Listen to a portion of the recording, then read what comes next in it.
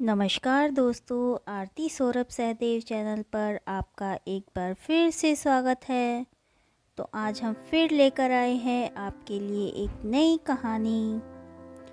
तो दोस्तों, इससे पहले की कहानी हम आपको सुना चुके थे कि किस तरह से महाराज विक्रम सिंह ने लड्डू किंग और लड्डू क्वीन प्रतियोगिता रखी थी और उसके विजेता भी हुए थे राजू और चुटकी, दोनों भाई बहन। और राजकुमार शिवम का भी शव मिला था। तो अब इससे आगे की कहानी सुनिए। तो चलिए दोस्तों, कहानी को हम शुरू करते हैं। सूर्यांशी बोली, ठीक है मंत्री जी, जैसी आपकी इच्छा। सूर्यांशी वहाँ से अपने कक्ष की ओर लौट आती हैं। महारानी मीनाक्षी पहले ही अपने कक्ष में जा चुकी थी। मंत्री रणविजय सिंह बोले, आप बस देखते जाइए राणा जी, कैसे हम उस बहरूपिये मुगल को तड़पा तड़पा कर मौत के घाट उतारते हैं। उस पर जरा सा भी रहम नहीं किया जाएगा। महाराज विक्रम सिंह बोले, मंत्री जी, हमारे पास एक सुझाव है। अभी कुछ दिनों में महाकाली पूजा का आयोजन किया जाएगा, क्यों न तब तक उस पर नज़र रखी जाए। महाकाली पूजा के दिन उस दुष्ट की बलि चढ़ा देंगे। तभी एक सैनिक भागते हुए आया, महाराज विक्रम सिंह की जय हो। अन्नदाता सोनपुर के जंगलों से 5 और सैनिकों की लाशें मिली हैं, आप चलकर देख लीजिए। महाराज विक्रम सिंह मंत्री जी के साथ जाकर उन सैनिकों की लाशों को देखते हैं और आंखें फेर लेते हैं। इस बार ये हत्या किसी इंसान ने नहीं, बल्कि खूंखार आदमखोर जानवर ने की थी। सभी शवों के चेहरे पे से मांस निकल रहा था और मक्खियां भिन-भिना रही थी। इस निर्मम मौत के पीछे किसका हाथ था, पता चलना बाकी था। मंत्री जी बोले, महाराज, इतनी भयानक दुर्दशा हमारे सैनिकों की कौन हो सकता है ये। महाराज विक्रम सिंह बोले, मंत्री जी, हमें पता है ये किसका काम हो सकता है, आप चलिए हमारे साथ। एक गुप्तचर महाराज विक्रम सिंह का संदेश लाकर बोला, सम्राट की जय हो, आपके लिए सोनपुर के राजा का संदेश आया है। सम्राट जलाल खां बोले, पढ़कर सुनाओ गुप्तचर, क्या संदेश लिखा है। कहीं संधि मित्रता की बात तो नहीं कर रहे राणा विक्रम सिंह। गुप्तचर संदेश पढ़ता है, सम्राट जलाल खां, हम भली भांति जानते हैं हमारे सोनपुर पर जो भी हमले हो रहे हैं सब आप करवा रहे हैं। हम आपको ये संदेश इसलिए भेज रहे हैं जिससे आप समय रहते सुधर जाएं, वरना हम युद्ध की घोषणा कर देंगे। इसे चेतावनी समझें या सलाह, आपकी मर्जी। आप हमारे 5 सैनिकों की निर्मम हत्या की है और हमें विश्वास है जिसने हत्या करवाई है वो आपका षड्यंत्र है। जल्द से जल्द ये हमले रुक जाने चाहिए। सोनपुर महाराज विक्रम सिंह राणा। सम्राट जलाल खां हंसते हुए, ये विक्रम सिंह बौखला गया है। अरे हम क्यों 5-6 सैनिकों को मारने के लिए चाल चलेंगे, हम तो पूरे सोनपुर को ख़त्म करेंगे। सेनापति इमरान काजरी बोला, सम्राट, आप आक्रमण क्यों नहीं कर देते। हमारे पास सेना तो पर्याप्त है, फिर आपको किस बात का डर? सम्राट जलाल खान बोले, युद्ध तो हम अभी छेड़ दें, पर हार हमारी होगी, क्योंकि विक्रम सिंह हैवान है।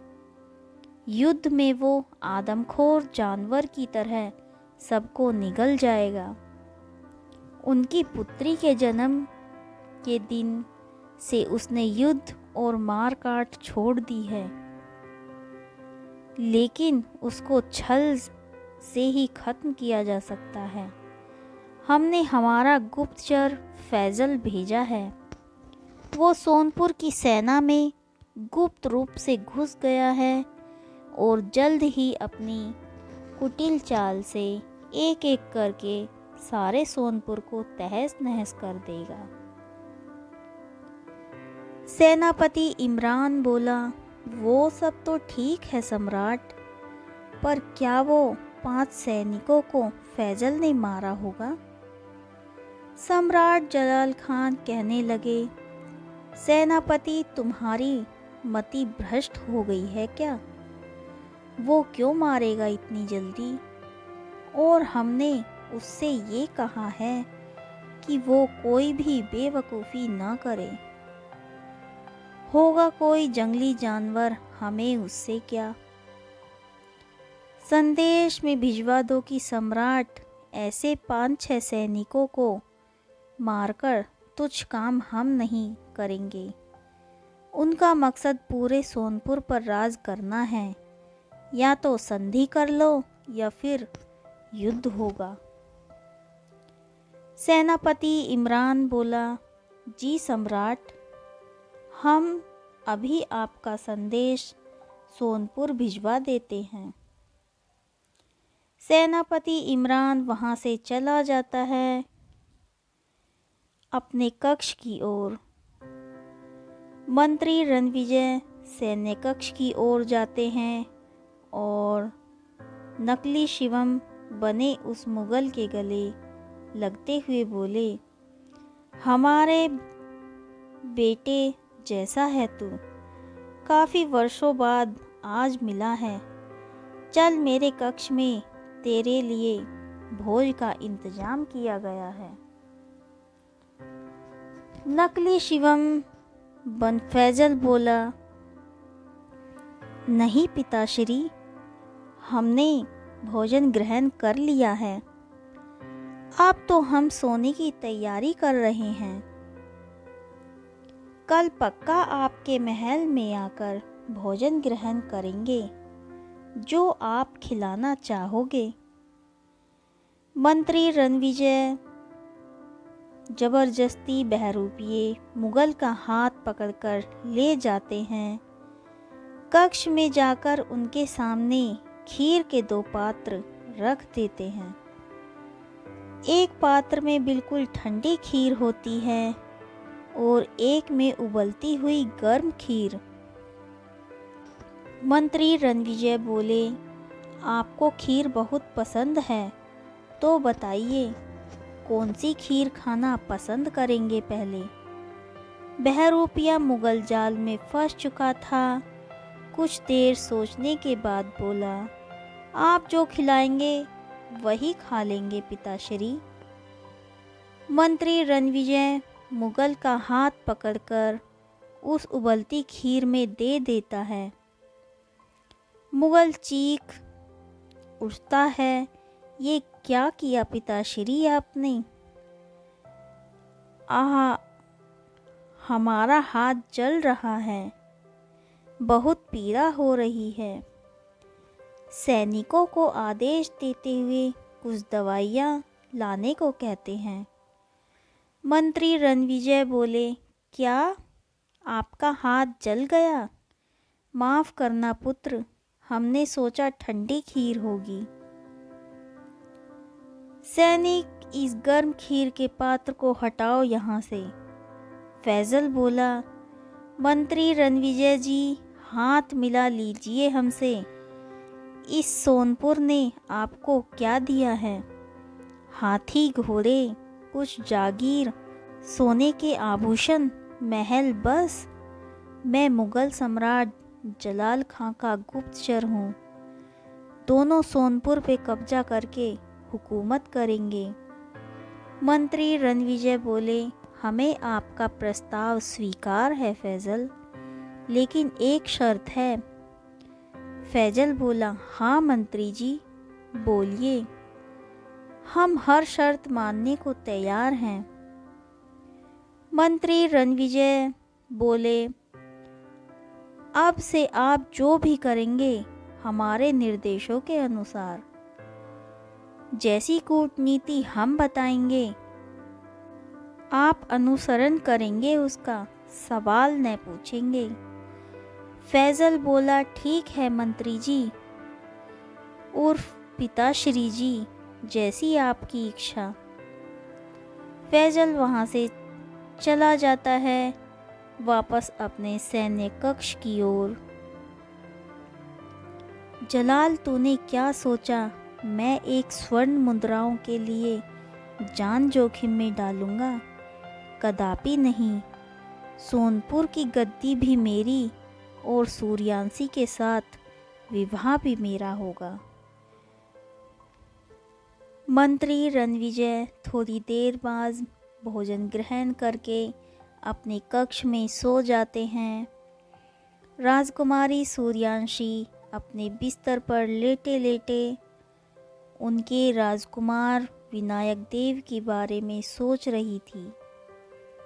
तभी करवट बदलते ही उन्हें उनके कक्ष में विनायक देव नजर आते हैं। तभी महारानी मीनाक्षी दरवाजे पर आवाज़ लगाते हुए, बेटा सूर्यांशी, दरवाज़ा खोलो, बाहर बहुत तेज़ धूप निकल आई है। सूर्यांशी नींद से जागी और कक्ष में चारों तरफ देखा तो कोई नहीं था। दरवाज़ा खुलते ही महारानी मीनाक्षी सूर्यांशी के कान खींचते हुए बोली, कब से दरवाजे पर खड़ी आवाज़ लगा रही हूँ, सुन नहीं रही हो? सूर्यांशी बोली, माँ कान मत खींचिए, वो हम सपने देख रहे थे शायद। हमें लगा कि युवराज विनायक देव हमारे सैन्य कक्ष में थे।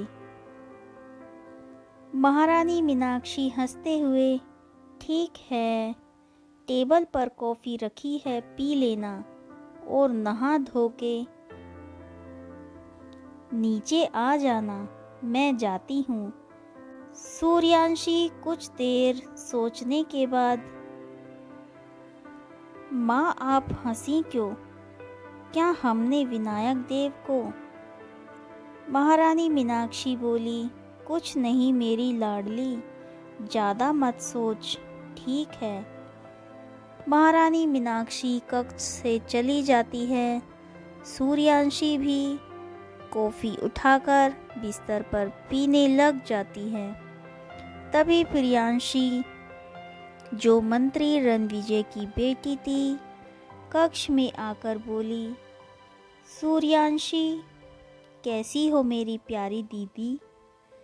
सूर्यांशी हर्ष से घूमते हुए कॉफ़ी छोड़कर गले लगते हुए, प्रियांशी, आज इतने दिन बाद हमारी याद कैसे आई आपको? प्रियांशी बोली, आप तो जानती हैं हमें बचपन से हमारा ननिहाल धर्मपुर पसंद है, हम वहीं तो पढ़े लिखे हैं, लेकिन अब काफ़ी दिन बाद बहुत इच्छा हो रही थी सोनपुर आने की, तो चले आए। सूर्यांशी कहने लगी, अच्छा हुआ आप आ गईं। हमारे मन में रोज़ अनेकों सवाल आते अजीब से, जिनका हल तुम्हारे पास होगा। प्रियांशी बोली, हाँ पूछो ना। जब सूर्यांशी और प्रियांशी आपस में बातें कर रही थी, तभी कमला दासी कक्ष में आकर बोली, राजकुमारी सूर्यांशी की जय हो। बाईसा जी, आपके लिए एक पत्र आया है। प्रियांशी दासी से पत्र लेकर दासी को कक्ष से जाने का आदेश देती है। सूर्यांशी बोली, क्या लिखा है इस पत्र में? प्रियांशी, पढ़ के सुनाओ हमें। प्रियांशी पत्र पढ़ते हुए सोनपुर की अप्सरा, अद्वितीय छवि और नटखट राजकुमारी सूर्यांशी को दक्षपुर के युवराज बलदेव राज का सादर प्रणाम। आज हमारे पुत्र का नामकरण संस्कार है और सबसे पहले ये निमंत्रण हमने आपको भेजा है। आप जल्द से जल्द हमारे दक्षपुर आकर हमें अनुग्रहित कीजिए। सूर्यांशी बोली, युवराज बलदेव ने आग्रह किया है तो हमें जाना ही होगा। आखिर वे हमारे प्रिय सखा और जीजू भी हैं। प्रियांशी बोली, जीजू वो कैसे और कौन है ये बलदेव राज? सूर्यांशी बोली, आप नहीं जानती शायद। हमारे पड़ोसी राज्य दक्षपुर को शुरू से आप ननिहाल रही हैं तो आपको ज्ञात नहीं। हमारे पिताश्री के दक्षपुर के महाराज अमर सिंह से घनिष्ठ संबंध थे। प्रियांशी बोली, अच्छा ये बात है, तो फिर हम भी आपके साथ चलें क्या? हम भी घूमे नहीं कहीं काफी वर्षों से। सूर्यांशी कहने लगी, आपका यहाँ रहना जरूरी है। पिछले कुछ दिनों से सोनपुर पर कुछ न कुछ मुसीबत आती रहती है। आप अपनी युक्ति से मुसीबतों का सामना करने में सक्षम हैं। प्रियांशी कहने लगी, ठीक है बाईसा, आप जाइए, लेकिन जल्द लौटना। पर महाराज विक्रम सिंह ने मना कर दिया तो? सूर्यांशी बोली, उनको हम मना लेंगे, बस आप कुछ दिन सोनपुर का ख्याल रखना। ख्याल तो तब रखेगी ना जब ये जिंदा बचेगी। फैजल खिड़की के पास छुपकर सारी बातें सुन रहा था। प्रियांशी तो तब किसी की रक्षा करेगी ना जब इसकी इज्जत बचेगी। फैजल सोच रहा था कि प्रियांशी को बंदी बनाकर वो राणा रणविजय को विवश कर देंगे और विक्रम सिंह को अपने अधीन कर लेंगे। इतना सुनकर कक्ष खटखटाते हुए फैजल बोला, राजकुमारी सूर्यांशी, दरवाज़ा खोलिए, हम हैं शिवम। सूर्यांशी ने सारा फैसला रणविजय पर छोड़ दिया था, इसलिए उन्होंने शांति से फैजल की चाल पर नज़र रखने के लिए प्रियांशी को भी सचेत कर दिया था। सूर्यांशी ने दरवाज़ा खोला। फैजल अंदर आकर बोला, राजकुमारी, हमने आपकी सुंदरता में चार चांद लगाने के लिए एक अत्यंत सुगंधित मोगरे का विशाल पुष्प देखा है जो आपके केशों की शोभा बढ़ाएगा। अगर आप चाहें तो हम आपको वहाँ ले जा सकते हैं। प्रियांशी बोली, आपका नाम क्या है युवक? शक्ल से तो मुगल जैसे लगते हो। फैजल बोला, राजकुमारी प्रियांशी, हम सोनपुर के यशस्वी साहूकार राजीव के पुत्र शिवम हैं और आप शायद हमें भूल गई। हमारे पिताजी और आपके पिताजी रणविजय जी परम मित्र हैं। प्रियांशी बोली, अच्छा तो तुम हमारे बचपन के मित्र शिवम हो। काफ़ी बड़े हो गए हो, क्या बात है। सूर्यांशी कहने लगी।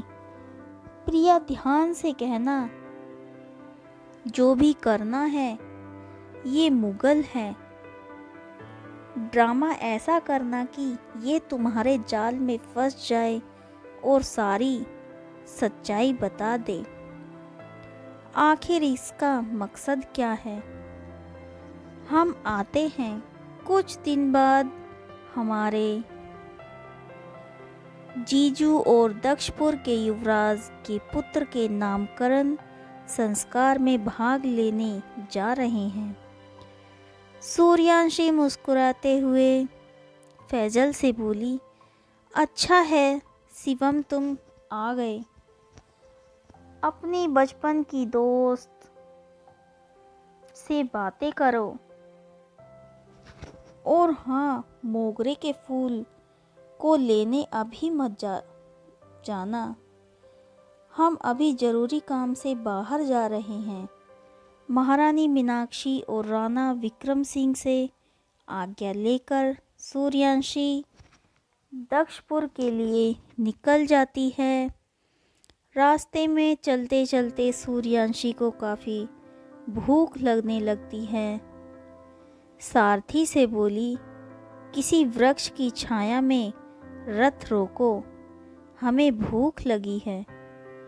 कहीं आसपास मीठे फल वाला पेड़ हो तो ले आओ। सारथी बोला, रुकिए, हम आपके लिए कुछ फल तोड़कर लाते हैं। सूर्यांशी बोली, भूख के मारे जान निकली जा रही है। काश बघीरा होता तो झट से हमारे लिए फल लेकर आ जाता। सारथी पत्तों पर कुछ फल तोड़कर सूर्यांशी को दे देता है और बोला, खाओ और बताओ कैसे हैं फल। सूर्यांशी बोली, फल तो काफ़ी मीठे हैं, पर अभी गए और अभी आ गए, इतनी जल्दी कैसे आए तुम। सारथी हंसते हुए रफ्तार सूर्यांशी, क्या बोले आप। सारथी कहने लगा, कुछ नहीं राजकुमारी, हम बोल रहे थे कि हमारी रफ्तार अच्छी है, कोई भी काम हम जल्दी ही कर लेते हैं। सूर्यांशी फल खाकर और कुछ देर वृक्ष के नीचे आराम करके दक्षपुर के लिए रवाना हो जाती है।